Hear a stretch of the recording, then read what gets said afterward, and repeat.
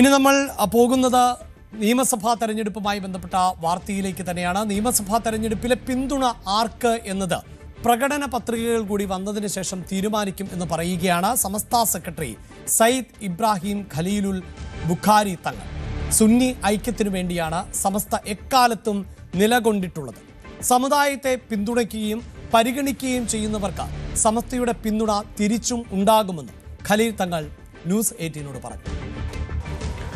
നിർണായകമായ ഒരു നിയമസഭാ തെരഞ്ഞെടുപ്പിന് കേരളം തയ്യാറെടുത്തുകൊണ്ടിരിക്കുകയാണ്. ഓരോ രാഷ്ട്രീയ പാർട്ടികളും കൂട്ടിക്കിഴക്കലുകൾ ഇതിനോടകം തന്നെ ആരംഭിച്ചു കഴിഞ്ഞു.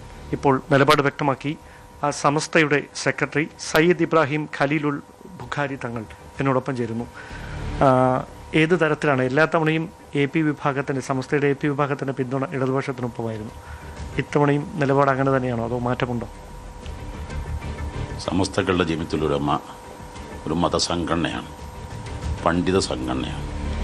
അതിൻ്റെ ദൗത്യം പൊതുസമൂഹത്തിന്, രാജ്യത്തിന് ഉപകരിക്കുന്ന, വിശിഷ്യ മുസ്ലിം സമൂഹത്തിൻ്റെ ഉന്നമനത്തിന് വേണ്ടി പ്രവർത്തിക്കുക എന്നുള്ളതാണ്. ഞങ്ങൾ ഒരു കക്ഷി രാഷ്ട്രീയം ഉള്ളവരല്ല, ഒരു മുന്നണിയുടെ ഘടകക്ഷിയല്ല. പക്ഷേ രാഷ്ട്രീയം ഞങ്ങൾക്ക് അന്യവുമല്ല.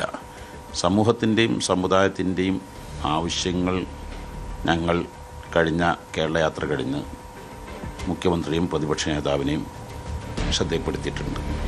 അപ്പോൾ തെരഞ്ഞെടുപ്പ് പ്രഖ്യാപനം കഴിഞ്ഞ് പ്രകടന പത്രികയിൽ ഞങ്ങളുടെ നിലപാടുകൾ, അഥവാ മനുഷ്യർക്കൊപ്പം നിൽക്കുന്ന നിലപാടുകൾ ആരെല്ലാം ഉൾക്കൊള്ളുന്നു, എത്രമാത്രം ഉൾക്കൊള്ളുന്നു എന്ന് പഠിച്ചതിന് ശേഷമായിരിക്കും ഞങ്ങളുടെ നിലപാട് എടുക്കുക.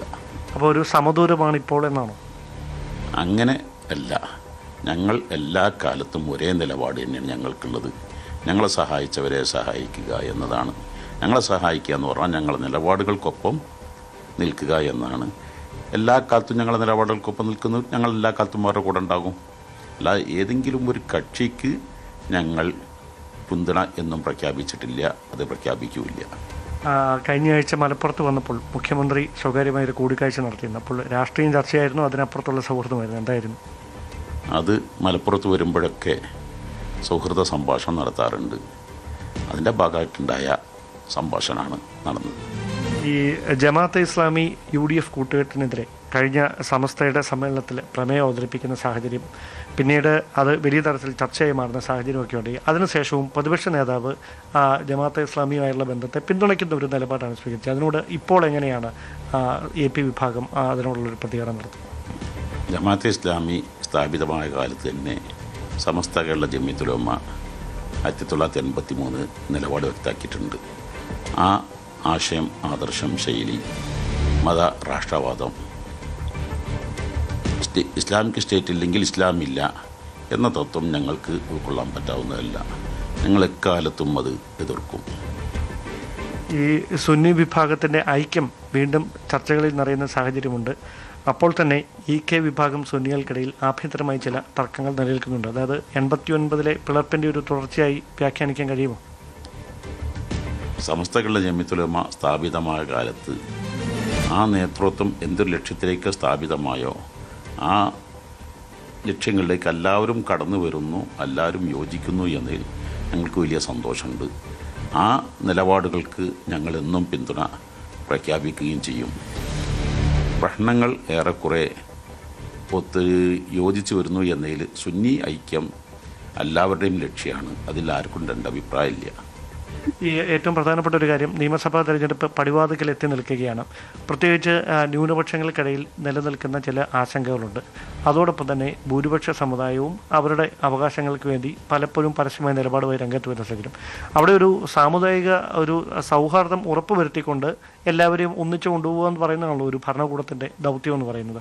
അതിന് കേരളത്തിൽ മാറി മാറി വരുന്ന ഭരണകൂടങ്ങൾ പൂർണ്ണമായി അവർക്ക് കഴിയുന്നുണ്ടെന്നൊരു വിശ്വാസമുണ്ടോ?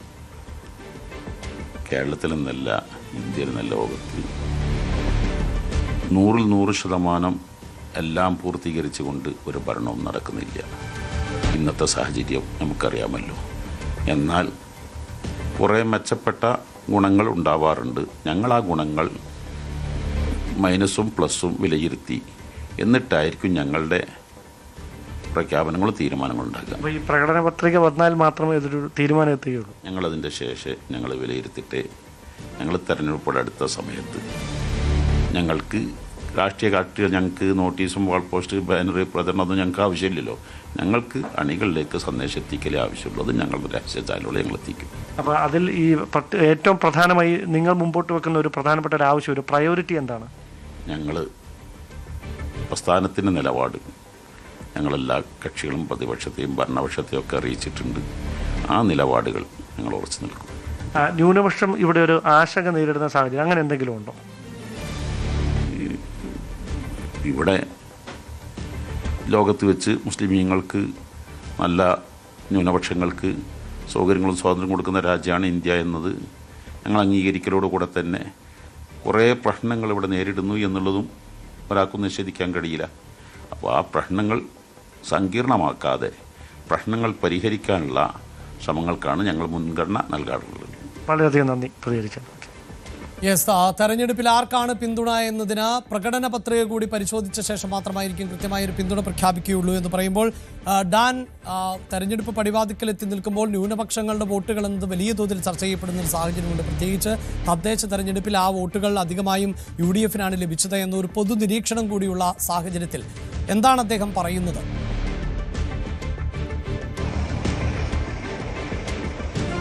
അതായത് സമസ്തയുടെ സെക്രട്ടറി കൂടിയായ ബുഖാരി തങ്ങളാണ് രാഷ്ട്രീയ നിലപാട് നമ്മളോട് വ്യക്തമാക്കിയിരിക്കുന്നത്. അദ്ദേഹം എടുത്തു പറയുന്ന കാര്യം, ആർക്കായിരിക്കും ഇത്തവണ തെരഞ്ഞെടുപ്പിൽ പിന്തുണ പ്രഖ്യാപിക്കുക എന്നതിൽ പരസ്യമായ ഒരു പ്രതികരണം ഇപ്പോൾ നടത്താനില്ല.